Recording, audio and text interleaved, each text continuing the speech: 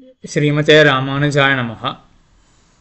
இப்பொழுது முதல் அத்தியாயத்தினுடைய 3வது பாதம் கடைசி அதிகரணத்தை பற்றி பார்க்க வேண்டும். அர்த்தாந்தர வியபதேசாதிகரணம் என்று இதற்கு பெயர். சாந்தோக்கிய உபநிஷத்தில் ஒரு வாக்கியம் வருது, ஆகாஷோவை நாம நாமரூபயோர் நிர்வகிதா தேயதந்தரா தத் பிரம்ம ததா அமிர்தம் ச ஆத்மா அப்படின்னு வருது. இதில் பூர்வபக்ஷம் என்னென்னா, இங்கே ஆகாஷம் அப்படின்ற சொல்லு இருக்கா, ஆகாஷோவை நாம நாமரூபயோர் நிர்வகிதா, ஆகாஷா நாமரூபயோர் நிர்வகிதா அப்படின்ருக்கு. ஆகாஷம் அப்படின்ற சொல்லானது முக்தாத்மாவை குறிக்கிறது அப்படின்னு பூர்வபக்ஷம். ஏன் சொல்கிறான் அப்படி? இந்த வாக்கியத்துக்கு முன் வாக்கியத்தில் அஸ்வ இவ ரோமானி விதூய பாபம் சந்திரைவ ராகோர் முகாத் பிரமுச்சிய தூத்வா சரீரம் அகிருதம் கிருதாத்மா பிரம்மலோகம் அபிசம்பவாமி அப்படின்ருக்கு. எப்படி ஒரு குதிரையானது தன்னுடைய ரோமங்களை உளைமயிர்களை உதறி விட்டு போகுமோ, எப்படி சந்திரனானவன் ராகுவினிடத்தில் விடுதலை பெறுவானோ, அதுபோல் முக்தாத்மா தன்னுடைய புண்ணிய பாபங்களை எல்லாம் விடுத்து சம்சாரத்திலிருந்து மோட்சத்தை பெறுகிறான் அப்படின்னு முக்தாத்மாவை பற்றி சொல்லப்பட்டிருக்கிறதுனால இங்கே அடுத்த வாக்கியத்தில் ஆகாஷா அப்படின்னு இருக்கிற அந்த சொல்லானது முக்தாத்மாவை தான் குறிக்கிறது. நாமரூபயோர் நிர்வகிதா அப்படின்ருக்கு. நாமத்துக்கும் ரூபத்துக்கும் நிர்வாகக்கன். இதுக்கு என்ன அர்த்தம் என்றால், பூர்வபக்ஷத்தில் நாமத்தையும் ரூபத்தையும் நிர்வகிக்கிறது அப்படின்னா நாமத்தையும் ரூபத்தையும் கொள்ளுவது தான். சம்சார தசையில் இந்த முக்தாத்மா எப்படி இருந்திருக்கான்னா, கர்மத்தினால இவனுக்கு ஒரு உருவம் கிட்டியிருக்கு. அந்த உருவத்துக்கு சேர ஒரு நாமமானது ஏற்பட்டிருக்கு, பெயரானது ஏற்பட்டிருக்கு சம்சார தசையில். ஆனால் முக்த தசையில் இவனுக்கு நாமமோ ரூபமோ கிடையாது. தேயதந்தரா, இவன் இந்த நாமத்தையும் ரூபத்தையும் அற்றவனாக இருப்பான். ஆக இந்த ஆகாஷம்ன்ற சொல்லானது முக்தாத்மாவை குறிக்கிறது. அந்த முக்தாத்மா சம்சார தசையில் நாமத்துக்கும் ரூபத்துக்கும் நிர்வாககனாக, நாமத்தையும் ரூபத்தையும் உடையவனாக இருக்கின்றான். முக்த தசையில் தேயதந்தரா, அந்த நாமத்தையும் ரூபத்தையும் விட்டவனாக இருக்கின்றான், அதுக்கு நடுவில் இருக்கின்றான், அதை விட்டவனாக இருக்கின்றான் அப்படின்னு பூர்வபக்ஷம். சித்தாந்தம் என்ன என்றால், ஆகாசம் அப்படின்ற சொல்லானது பரமாத்மாவை தான் குறிக்கிறது. ஏனென்றால் நாம ரூபயோர் நிர்வகிதா அப்படின்னு இருக்கா, நாமத்துக்கும் ரூபத்துக்கும் நிர்வாகக்கன் அப்படின்னு. நிர்வாகக்கன் அப்படின்னா அதை உடையவன் அப்படின்னு அர்த்தம் சொல்ல முடியுமா? கோயில் நிர்வாகக்கராக இருக்கார் அப்படின்னா கோயிலை உடையவராக இருக்கார், அதை கொண்டு இருக்கார் தன் இடத்துல அப்படின்னு அர்த்தம். சட்டையை நிர்வாகம் பண்ணுறார் அப்படின்னு சொல்ல முடியுமா? சட்டையை கொண்டிருக்கார், தன் இடத்துல சட்டையை கொண்டிருக்கார், சட்டை போட்டுருக்கார், இல்லாட்டி வேஷ்டி கட்டின்னு இருக்கார், ஏதோ போட்டுன்னு இருக்கார் இல்லையா, அதுக்கெல்லாம் நிர்வாகக்கார் அப்படின்னு சொல்ல முடியுமா? அப்போ நிர்வாகக்கன் அப்படின்னா தன்னிடத்துல அதை கொண்டிருக்கார் அப்படின்ற அர்த்தம் வராது. நிர்வாகம்னா என்னது அப்படின்னா ஏதோ ஒன்று செய்யறார். கோயில் நிர்வாகம் பண்ணுறார் அப்படின்னா கோயிலில் அந்த வரம்புக்கு சேர ஏதோ ஒன்று பண்ணுறார் அப்படின்னு அர்த்தம் இல்லையா? அதே போல தான் நாம ரூபயோர் நிர்வகிதா அப்படின்னா நாமத்தையும் ரூபத்தையும் நிர்வாகம் செய்கிறான்னா ஏற்படுத்துகின்றான். இது பகவானை தானே குறிக்கும். பரமாத்மா என்ன பண்ணுறான், சம்சாரி ஜீவாத்மா அவன் பிரளய தசையில் இருக்கும் பொழுது அவனுக்கு நாமமோ ரூபமோ கிடையாது. சிருஷ்டி தசை வந்தவாறு பகவான் என்ன பண்ணுறான், அந்த ஜீவாத்மாவுடைய கர்மத்துக்கு சேர நாமத்தையும் ரூபத்தையும் கொடுக்குறான். ரூபம்னா ஒரு வடிவம், அந்த வடிவத்துக்கு சேர அந்த ஜீவாத்மாவுக்கு ஒரு பெயரும் வருது. அதாவது பிரளய தசையில் இவனுக்கு உருவமோ பெயரும் கிடையாது இல்லையா. சிருஷ்டி வந்த வாரே தானே பகவான் ஒரு உருவத்தை கொடுக்குறான், அந்த உருவத்துக்கு சேர அந்த பெயரும் கொடுக்குறான். ஆகையால நாம ரூபத்தை நிர்வாகம் பண்ணுறான்னா கொடுக்குறான். அவன் பிரளய தசையில் இருந்த இந்த சம்சாரி ஜீவாத்மாவுக்கு சிருஷ்டி தசை வந்தவாறு உருவத்தையும் பெயரையும் கொடுக்குறான். அது பகவானை தான் குறிக்கும். அந்த பகவான் எப்படிப்பட்டவன் அப்படின்னா தேயதந்தரா, அவன் இந்த நாமத்துக்கும் ரூபத்துக்கும் நடுவில் இருக்கான். அதாவது நாமத்தையும் ரூபத்தையும் தீண்டாதவனாக இருக்கான். அவனுக்கு பரமாத்மாவுக்கு கர்மத்தினால ஒரு உருவமோ பெயரோ கிடையாது இல்லையா. ஆகையினால இந்த சாந்தோக்கிய உபநிஷத்தானது இதுவும் பரபிரம்மத்தை, அதாவது பரமாத்மாவை தான் சொல்கிறதை ஒழிய முக்தாத்மாவை சொல்லவில்லை அப்படின்னு. இதான் 3வது பாதத்தினுடைய கடைசி அதிகரணம், அர்த்தாந்தர விபதேச அதிகரணம் என்று. ஆக இந்த 3வது பாதம் முற்றிற்று. இந்த 3வது பாதம் என்னன்னா, ஸ்பஷ்ட லிங்கக வாக்கியங்களை எடுத்து, அதாவது எந்தெந்த வாக்கியங்கள்லாம் ஸ்பஷ்டமாக தெரிவிக்கிறது, பிரதானத்தை மூல பிரகிருத்தியை தெரிவிக்கிறது, இல்லைனா ஜீவாத்மாவை தான் தெரிவிக்கிறது அப்படின்னு ஸ்பஷ்டமாக தெரியறதோ அப்படிப்பட்ட வாக்கியங்கள்லாம் எடுத்து இந்த வாக்கியங்களும் கூட பரமாத்மாவை தான் தெரிவிக்கின்றன அப்படின்னு நிர்ணயம் பண்ணினார் வேதவியாசர் இந்த பாதத்தில். அடுத்தது 4ஆம் பாதம். இது ஸ்பஷ்டதர லிங்கக வாக்கியங்களை எடுத்து ஆராயக்கூடிய பாதம். அதாவது ரொம்ப ஸ்பஷ்டமாகவே ஸ்பஷ்டதரம்னா மிகவும் ஸ்பஷ்டம், முடிவே பண்ணிடலாம். இந்த வாக்கியத்தில் மூல பிரகிருதி பிரதானம் தான் சொல்லப்படுறது அப்படின்னு முடிவே பண்ணிடலாம்.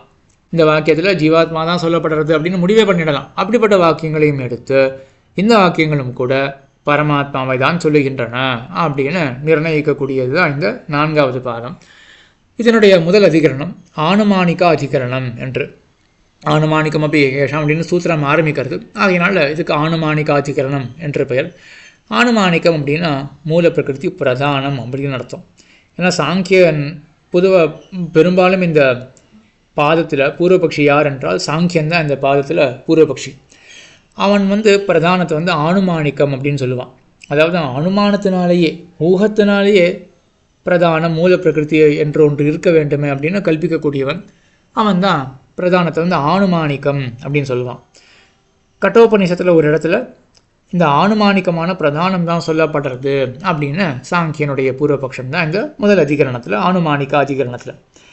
இந்த பாடத்தில் பெரும்பாலும் சாங்கிய மதம் தான் பூர்வபக்ஷமாக இருக்கிறபடினால இந்த சாங்கிய மதத்தை பற்றி கொஞ்சம் விரிவல்ல கொஞ்சம் சுருக்கமாக தெரிஞ்சுப்போம்.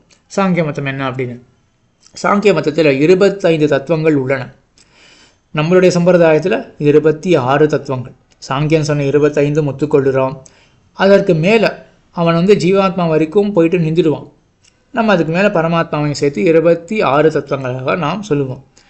சாங்கியன் சொல்லக்கூடிய 25 தத்துவங்கள் எவை என்றால் மூல பிரகிருதி அவிகிருதி மகதாத்யாக பிரகிருதி விகிருத்தய சப்த ஷோடசகஷ்ட விகாரா ந பிரகிருதிர் ந விகிருதி புருஷா. மூல பிரகிருதி விகிருதி, மூல பிரகிருதி பிரதானம் அவ்வியக்தம் அப்படின்ற ஒரு தத்துவமானது இருக்குது. அந்த மூல பிரகிருதியானது அவிகிருதி, அது காரணமாக மட்டுமே தான் இருக்குமே ஒழிய அது மற்றொன்றுக்கு காரியமாக ஆகாது. பிரகிருத்தினா காரணம், விகிருத்தினா காரியம். மூல பிரகிருதியானது வெறும் பிரகிருதியாக காரணமாக மட்டுமே இருக்கும், காரியமாக இருக்காது. ஒரு தத்துவமாச்சா? சரி, மூல பிரகிருதி ஒரு தத்துவமாச்சு. அதுக்கப்புறம் மகதாத்யாக பிரகிருதி விகிருத்தயா சப்த, மகான் அகங்காரம் தொடக்கமான 7 தத்துவங்கள், மகான் அகங்காரம், அப்புறம் 5 தன்மாத்திரைகள். இந்த 7 தத்துவங்கள்லாம் இது பிரகிருதியாகவும் இருக்கும் விகிருத்தியாகவும் இருக்கும், அதாவது காரணமாகவும் இருக்கும் காரியமாகவும் இருக்கும். அப்படி 7 தத்துவங்கள். அதுக்கப்புறம் ஷோடசகஷ்ட விகாரா, அதுக்கப்புறம் 16 தத்துவங்கள் வெறும் காரியமாக மட்டுமே தான் இருக்கும். 5 ஞானேந்திரியங்கள், 5 கர்மேந்திரியங்கள், பஞ்சபூதங்கள், மனசு, ஆக மொத்தம் 16 தத்துவங்கள். இந்த 16 தத்துவங்கள் வெறும் விகிருத்தியாக மட்டுமே, காரிய பொருளாக மட்டுமே இருக்கும். ஆக நமக்கு 24 தத்துவங்கள் வந்தாயிடுத்து. மூல பிரகிருதி அவிகிருதி மகதாத்யா பிரகிருதி விகிருத்தயா சப்த ஷோடசகஷ்ட விகாரா 24. அதுக்கப்புறம் ந பிரகிருதி ந விகிருதி புருஷா, ஜீவாத்மாவும் புருஷன். அவன் எப்படிப்பட்டவன் என்றால் அவன் பிரகிருத்தியும் கிடையாது விகிருத்தியும் கிடையாது. அவன் ஒன்றுக்கு காரணமாக ஆக மாட்டான். ஏன்னா காரணமாக ஆகணும் அப்படின்னாலே அதில் ஒரு மாற்றம் ஏற்படணும் இல்லையா? இவன் விகாரம் மாற்றமற்றவன் ஜீவாத்மா. அவன் எதுக்கும் காரணம் கிடையாது. அவன் நித்தியன். ஆகையினால அவன் காரியமும் கிடையாது, ஏற்பட்டான் அப்படின்னு சொல்ல முடியாது. ஆகையினால அவன் பிரகிருத்தியும் கிடையாது விகிருத்தியும் கிடையாது என்று தான் சாங்கிய பட்சம். சரி, இப்போது இந்த முதல் அதிகரணத்தில் எந்த இடத்துல சந்தேகம் என்றால் கட்டோபனிஷத்து. இந்த கட்டோபனிஷத்தை பற்றி முன்னாடியே பார்த்துருக்கோம். நச்சிகேதஸருடைய கதை எங்கே வந்தது? 2வது பாதத்தினுடைய 2வது அதிகரணம் அத்திர அதிகரணம் அப்படின்ற அதிகரணத்தில் நம்ம பார்த்தோம் நச்சிகேதஸை பற்றின கதை. யமன் நச்சிகேதஸுக்கு உபதேசம் பண்ணுறான், ஆத்மோபதேசம், பகவானுடைய உபதேசத்தை பண்ணுறான் அப்படின்றத பார்த்தோம். அங்கே ஒரு வாக்கியம் இருக்குது, அர்த்தே இந்திரியபியஸ்ச பராஹ்யர்த்த இந்திரியபிய பராஹ்யர்த்தாக அர்த்தேபியஸ்ச பரம் மனः மனசஸ்து பரா புத்தி புத்தேர் ஆத்மா மகான் பரஹ மகதः பரம் அவ்வியக்தம் அவ்வியக்தாத் புருஷः பரஹ புருஷான பரம் கிஞ்சித்து சா காஷ்டா சா பராகதிஹி அப்படின்றது. இந்த வாக்கியங்களில் இந்திரியபிய பராஹ்யர்த்தாக, இந்திரியங்களை காட்டிலும் அர்த்தங்கள்லாம் பரத்தில் இருக்குது, மேம்பட்டு இருக்கின்றன. அர்த்தேபியஸ்ச பரமனஹ, அர்த்தங்களை காட்டிலும் விஷயங்களை காட்டிலும் மனசானது மேம்பட்டு இருக்கு, மனசை காட்டிலும் புத்தியானது மேம்பட்டு இருக்கு, புத்தியை காட்டிலும் புத்தே ஆத்மா மகான் பரஹா, மகான் அப்படின்றது ஒரு தத்துவம் பெருசாக இருக்கு, மகத பரம் அவ்வியக்தம், மகத்தை காட்டிலும் அவ்வியக்தமானது மேம்பட்டு இருக்கு அப்படின்றது. அப்புறம் அவ்வியக்தாத் புருஷ பரஹா, அவ்வியக்தத்தை காட்டிலும் புருஷனானவன் மேம்பட்டு இருக்கான் அப்படின்றதெல்லாம் அந்த வாக்கியங்களை பார்த்த உடனே சாங்கியன் என்ன சொல்கிறான்னா, இதுக்கு மேம்பட்டு இருக்குது, இதுக்கு மேம்பட்டு இருக்குது அப்படின்னு ஒரு காரிய காரண பாவத்தை சொல்கிறா போலவே இருக்கே இங்கே. இதுக்கு மேம்பட்டு இருக்குது அப்படின்னா இதனுடைய காரணம் அதுதான், அதுக்கு மேம்பட்டு அது இருக்குது அப்படின்னா அதுக்கு அது காரணம் அப்படின்னு ஒரு காரிய காரண பாவ பரம்பரையை சொல்கிறா போல இருக்கே அப்படின்றது ஒன்று. அதுக்கப்புறம் இந்த வாக்கியங்கள் நடுவில் என்ன வந்ததுன்னா, மகத பரம் அவ்வியக்தம் அப்படின்னு வந்தது. மகானை காட்டிலும் அவ்வியக்தம் பரமாக இருக்குது அப்படின்னா மகானை காட்டிலும் மேம்பட்டதாக இருக்குன்னா மகானுக்கு காரணமாக அவ்வியக்தம் இருக்குது. இது நேர சாங்கிய மதத்தை சொல்கிறா போல தானே இருக்குது. ஏன்னா அவனுடைய மதத்தில் தான் என்ன, சாங்கிய மதத்தில் அவ்வியக்தம் மூல பிரகிருதி பிரதானம், அதிலிருந்து மகான் மகத் அப்படின்ற தத்துவம் உருவாருது. அப்போ எங்களுடைய மதத்தை தான் இந்த வேதாந்த மனத்தை சொல்கிறது. அதுக்கப்புறம் இந்த அவ்வியக்தத்தை காட்டிலும் புருஷனானவன் பரத்தில் இருக்கான், இது ஜீவாத்மாவை சொல்கிறது அப்படின்லாம் வச்சுட்டு இப்போ மொத்தமாக இவன் ரெண்டு காரணம் சொல்கிறான். என்ன சொல்கிறான் அப்படின்னா பரம் அப்படின்னு இருக்கு. இதெல்லாமே ஒரு காரிய காரண பரம்பரையை சொல்கிறது. அதுவும் முக்கியமாக மகத பரம் அவ்வியக்தம் அப்படின்னு இருக்கே, மகத்தத்துவத்தை காட்டிலும் அவ்வியக்தமானது பரத்தில் இருக்குது. அவ்வியக்தம்னா மூல பிரகிருதி தானே. ஆக மூல பிரகிருதிக்கு காரியம் மகான் மகத் அப்படின்ற தத்துவம் அப்படின்னு நாங்கள் தானே சொல்கிறோம். அப்போ எங்களுடைய கொள்கையை தான் வேதாந்தம் சொல்கிறது அப்படின்னு இதுதான் பூர்வபக்ஷம். வேதவியாசர் என்ன சொல்கிறாரு அப்படின்னா, இங்கே நீ என்ன சொன்ன, இங்கே ஒரு காரிய காரண பரம்பரை அப்படின்னு சொன்ன இல்லையா, இங்கே ஒரு காரண பரம்பரை என்றதே சொல்கிறது கிடையாது. இங்கே வந்து ஒரு வசீகார பரம்பரையானது சொல்லப்படுறது. வசீகார பரம்பரை அப்படின்னா ஜீவாத்மா உபாசனம் செய்து பகவானை அடையும் பொழுது தன்னுடைய வசத்தில் எதெல்லாம் கொண்டு வரணும் அப்படின்ற பரம்பரையானது இங்கே சொல்லப்படுறது அப்படின்னு தான் வேதவியாசர் காட்டுறார்.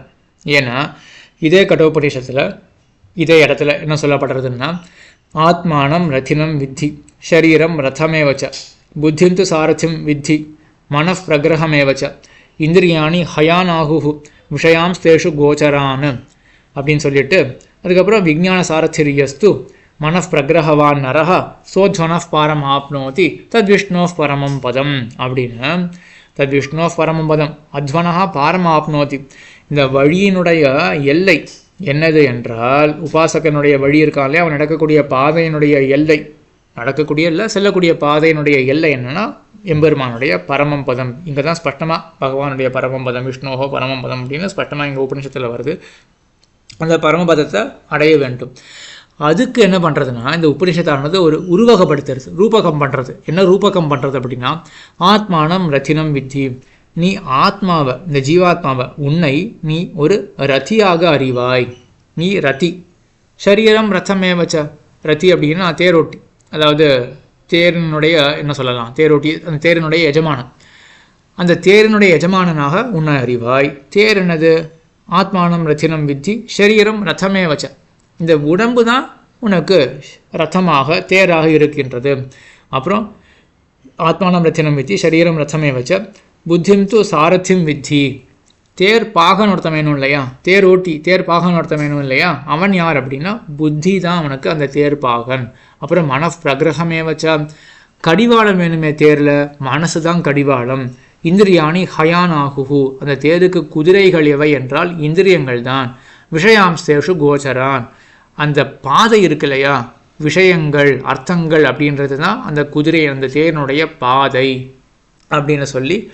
ஆக விஞ்ஞான சாரதிரியஸ்து மனப் பிரகிரகவான் நரஹா. எந்த ஒரு ஜீவாத்மா விஞ்ஞானத்தை புத்திய சாரதியாக கொண்டிருக்கானோ, மனசை கடிவாளமாக கொண்டிருக்கானோ, அவன் என்ன பண்ணுவான் அப்படின்னா சோத்வனப் பாரம் ஆப்னோதி தத் விஷ்ணோஃப் பரமம் பதம் என்று எம்பெருமானுடைய பரமபதத்தை அவன் அடைவான் அப்படின்னு சொல்லப்பட்டிருக்க விஷயம் இருக்கு இல்லையா.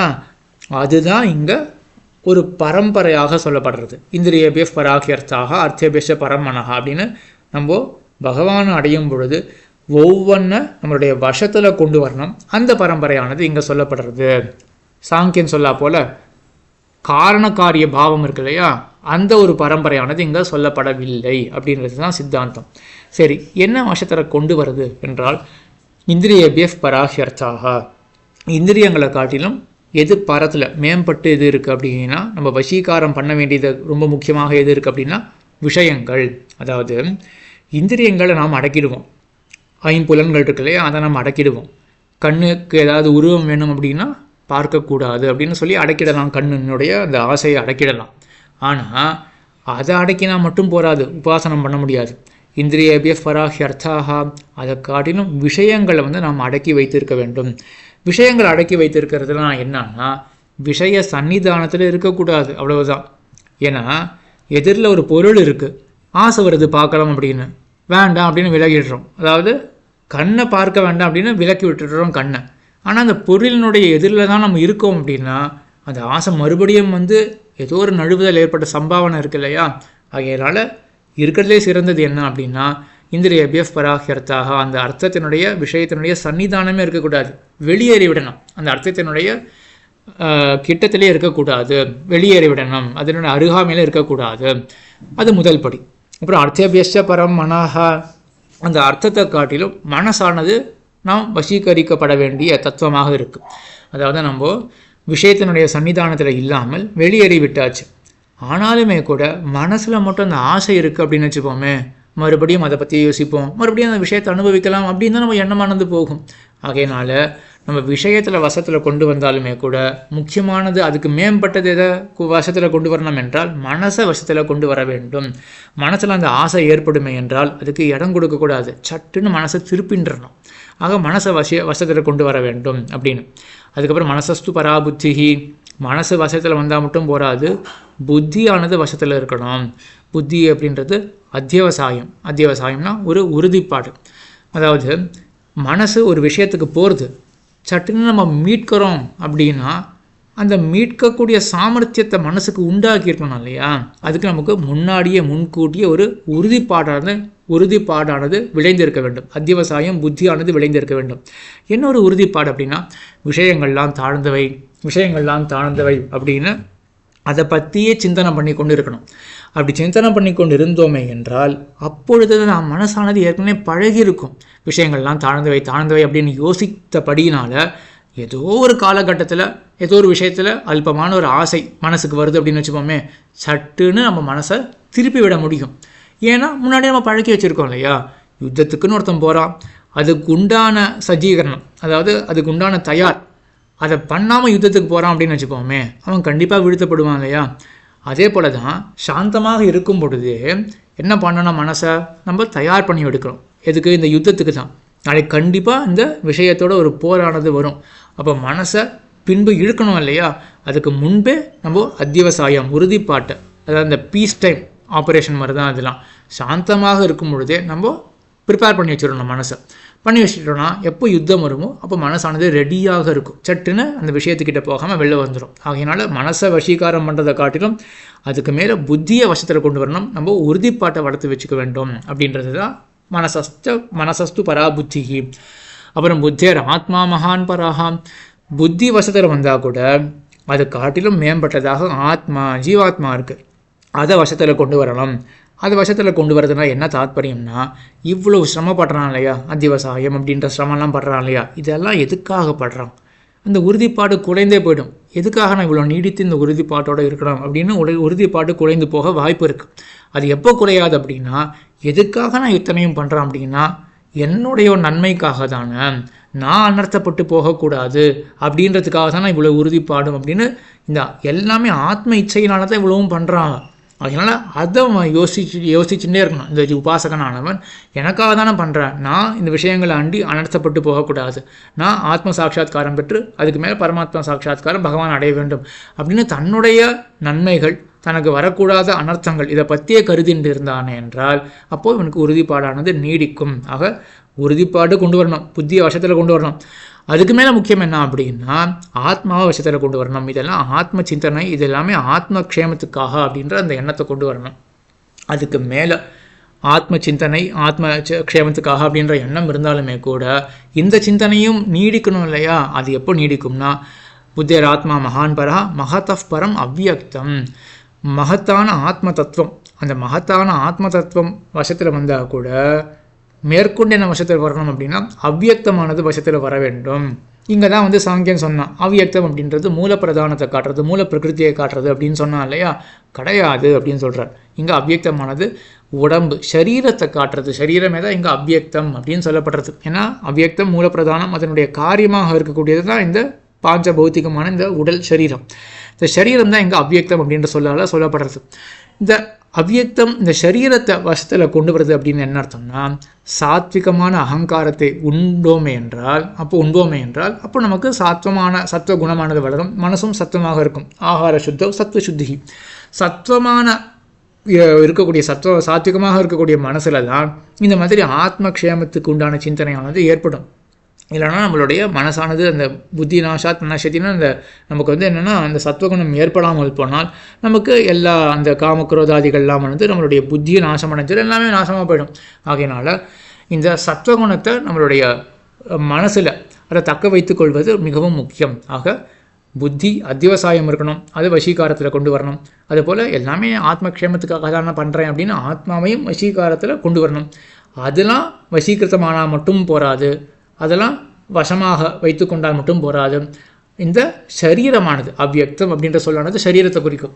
இந்த சரீரமும் வசத்தில் இருக்க வேண்டும். வசத்தில் இருக்கிறது அப்படின்னா சத்துவகுணம் தலையெடுத்ததாக இருக்க வேண்டும். சரி, இது எல்லாம் வசத்தில் வந்தால் கூட போராது. புத்திராத்மா மகான் பரஹா மகத்தபரம் அவ்வியக்தம் அவ்வியக்தாத் புருஷப் பரஹா. அவ்வியக்தம்ன்றது சரீரம் இல்லையா, உடம்பானது வசத்தில் வந்தால் கூட போராது. மேற்கொண்டு கடைசி ஒரு தத்துவம் இருக்குது, அது கண்டிப்பாக வசத்தில் வர வேண்டும். யார் அது அப்படின்னா அந்த புருஷன், பரமபுருஷன் பகவானானவன் வசத்தில் இருந்தால் தான் நம்ம என்ன ஒரு செயலும் பண்ண முடியும். உபாசனம் அப்படின்னு பண்ணி எம்பெருமான் அடையணும் அப்படின்னு உபாசகன் பார்த்தா கூட அவனுக்கும் என்ன வேண்டும் அப்படின்னா பகவானை அவன் வந்து வசத்தில் வைத்து கொள்ள வேண்டும். அப்போ பகவானுடைய பகவானானவன் வசத்தில் இருந்தால் தான் இவனுடைய உபாசனமானது ஏற்படும். சரி, அவனை வசத்தில் வைக்கிறதுனா என்ன, பரமபுருஷனை வசத்தில் வைக்கிறதுனா என்ன அப்படின்னா எம்பெருமானார் காட்டுறார் தத் வசீகரணம் தத் சரணாகதிரேவ. அவனுடைய திருவடிகளில் அடியேன் அப்படின்னு அடி பணியறது இருக்கு இல்லையா, அந்த சரணாகதி அதுதான் அவனை வசத்தில் கொண்டு வருது அப்படின்னு. ஆகையினால இதுதான் ரொம்ப அழகாக நம்ம மனசை கட்டுப்படுத்தி இப்படி பகவான் இடத்துல செலுத்துறது அப்படின்றது. இதெல்லாம் இந்த பிரக்கிரியை, இந்த முறைகள் எல்லாமே உபாசகனுக்காக மட்டும்தான் அப்படின்னு நினைக்க வேண்டாம். அதெல்லாம் பிரபன்னாளுக்கும் கண்டிப்பாக உதவும். ஏன்னா பிரபன்னர்களுக்கும் பக்தியானது வேணும். அவர்கள் அதை உபாயமாக அனுஷ்டிக்காமல் போனால் கூட அவர்களுக்கு இது பிராப்பிய ருச்சியில் இது அந்தர்பூதமாக இது உள்ளடங்கினதாக இருக்கும். மேலும் மேலும் பகவானுக்கு கைங்கரியம் பண்ணணும் அப்படின்னு தெரிஞ்சு போயிடுது. ஆனால் ஏன் நம்ம பண்ண மாட்டேங்கிறோம், நமக்கு பக்தி போரலையே. சரி, பக்தி எப்படி வளர்த்துக்கிறது, இதோ இந்த வழிகள் தான். மனசில் வந்து மற்ற விஷயங்கள்லாம் தாழ்ந்தவை அப்படின்னு எம்பெருமானுடைய ஏற்றம், அப்போ தான் ஆத்மாவானது தன்னுடைய சொரூபத்தை அடைய முடியும், பகவான் திருவடிகளை போய் கிட்ட வேண்டுமே அப்படின்னு இந்த நினைவுகள்லாம் இருக்கு இல்லையா. இந்த படிக்கட்டானது நமக்கு மிகவுமே பிரபன்னாளுக்குமே மிகவுமே இது உதவும். ஆக இந்த அதிகரணத்தில் என்ன பார்த்தோம் அப்படின்னா, இந்த மகத்தப் பரம் அவ்வியக்தம் அப்படின்ற ஒரு வாக்கியம் இருக்குது. அதை பார்த்து சாங்கியன் என்ன சொன்னான் அப்படின்னா, மகான் அப்படின்ற தத்துவம் இருக்குது, அதை காட்டிலும் மேம்பட்டதாக அவ்வியக்தம் அப்படின்றது இது எங்களுடைய சம்பிரதாயத்தை சொல்கிறா போலவே இருக்குது. நாங்கள் தானே மகான் அப்படின்ற தத்துவத்துக்கு அவ்வியக்தமானது காரணம் அப்படின்னு சொல்லுவோம். ஆக காரிய காரண ஒரு பரம்பரையானது இங்கே சொல்லப்படுறது, அவ்வியக்தம் அப்படின்ற சொல்லும் இருக்கே அப்படின்னு அவன் சொல்ல, நம்மளுடைய ஆச்சாரியர் அதாவது சித்தாந்தத்தில் வேதவியாசர் என்ன சொன்னார் அப்படின்னா, இங்கே காரிய காரண பரம்பரையெல்லாம் சொல்லப்படலை. இங்கே என்ன பரம்பரை சொல்லப்படுறது அப்படின்னா ஒரு வசீகார பரம்பரை. உபாசகன் உபாசனம் செய்ய வேண்டும் என்றால் எதையெல்லாம் தன்னுடைய வசத்தில் கொண்டு வரணும் அப்படின்னு ஒரு படிக்கட்டு கட்டியிருக்கார். அதில் இந்த அவ்வியக்தம் அப்படின்னு ஒரு சொல்லு வந்தது, அது வந்து மூல பிரகிருத்தியை குறிக்கலை, அது வந்து சரீரத்தை குறிக்கிறது அப்படின்னு வேதவியாசர் சொல்லப்படினால இங்கே வந்து பிரதானம் அப்படின்றது இங்கே தத்துவமானது இங்கே பேசப்படலை. அந்த மூல பிரகிருதி சொல்லலை, அவ்வியக்தம் அப்படின்றது மூல பிரகிருத்தியை சொல்லலை, அது சரீரத்தை தான் குறிக்கிறது அப்படின்றதுலாம் கொஞ்சம் மற்ற வாக்கியங்களை எடுத்து பார்க்க வேண்டிய விஷயம். அவ்வளோ டீப்பாக இப்போதைக்கு போக வேண்டாம். ஒரு மாதிரி பேசிக்காக இந்த ஸ்ட்ரக்சர் தெரிஞ்சுப்போம். அதிகரணத்தில் இப்படி தான் சொல்லப்பட்டிருக்கு அப்படின்னு தெரிஞ்சுப்போம். இந்த அதிகரணத்தில் இன்னும் நிறைய சூத்திரங்கள்லாம் இருக்குது, நிறைய விசாரணைலாம் பண்ணுறார். திரையானாமேவ சைவ உபன்யாச பிரஷ்னஷ்ட அப்படின்னு உபாசகன், அதே போல் உபாசியம், அதே போல் உபாயம், இந்த 3 விஷயங்களை பற்றி தான் இந்த சாந்தோகி அதாவது இந்த கட்ட உபநிஷத்தானது பேசுகின்றது அப்படின்னு ரொம்ப ஆச்சரியமான சில அர்த்தங்கள்லாம் மேலே தெரிவிக்கப்படுறது. அதை நம்ம ஆழமாக வேறு ஏதாவது ஒரு விதத்தில் அந்த ஆழமாக பார்க்கலாம்.